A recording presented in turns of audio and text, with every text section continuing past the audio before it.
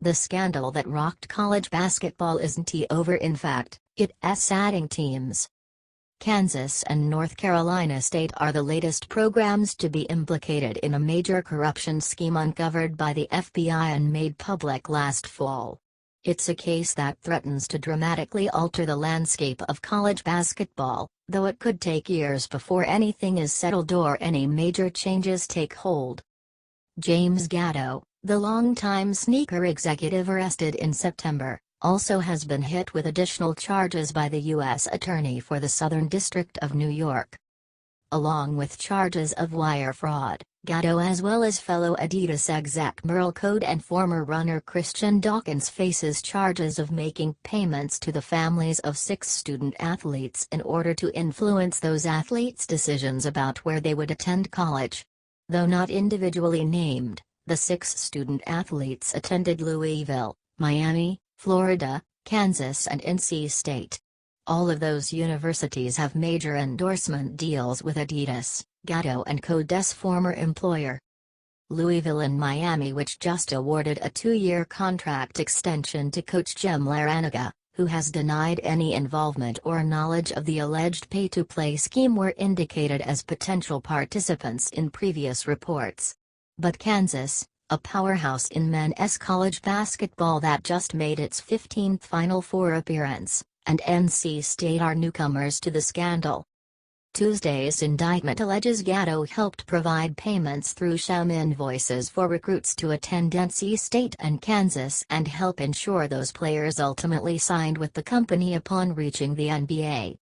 The alleged payments include an attempted $40,000 in 2015 to the father of a recruit who ultimately played for NC State and at least $90,000 beginning in 2016 to the mother of a recruit who signed in November 2016 with Kansas, the FBI said.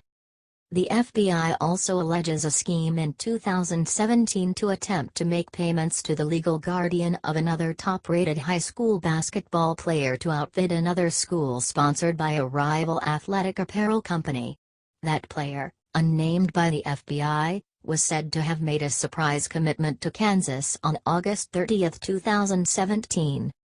Earlier today, we learned that the University of Kansas is named as a victim in a federal indictment, university spokesman Joe Monaco said.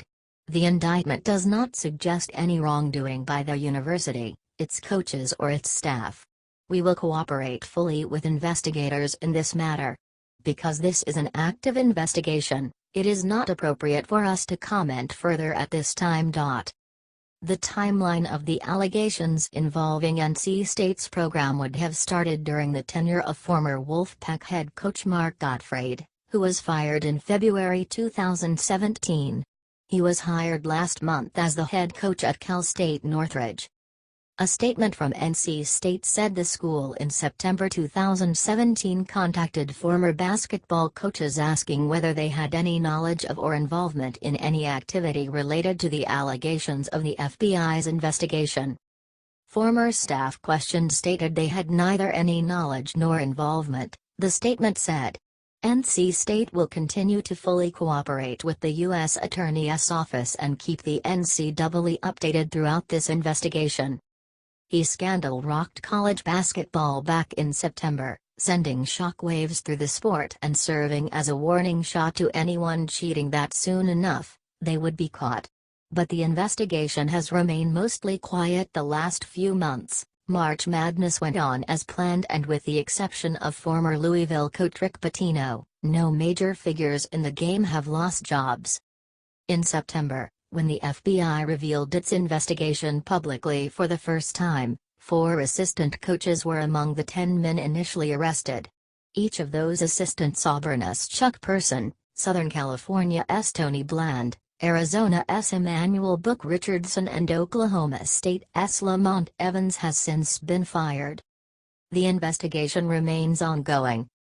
U.S. Attorney Robert S. Kazami wrote that the new indictment included no new recordings, wires, or applications. Based on details included in the original federal complaint unsealed in September, the government previously argued that Gatto, Code and Dawkins concealed payments that could have impacted the eligibility of prospective student athletes, thereby defrauding the universities bound by NCAA rules. Tuesday's filing also adds 2 substantive wire fraud counts. In the original indictment, Gatto was charged with conspiracy to commit wire fraud while Code and Dawkins were charged with conspiracy to commit wire fraud and bribery and payment of bribes and gratuities to an agent of a federally funded organization, among other charges. The trio's trial is set to start October 1. Lerner writes for the Courier-Journal in Louisville, part of the USA Today network.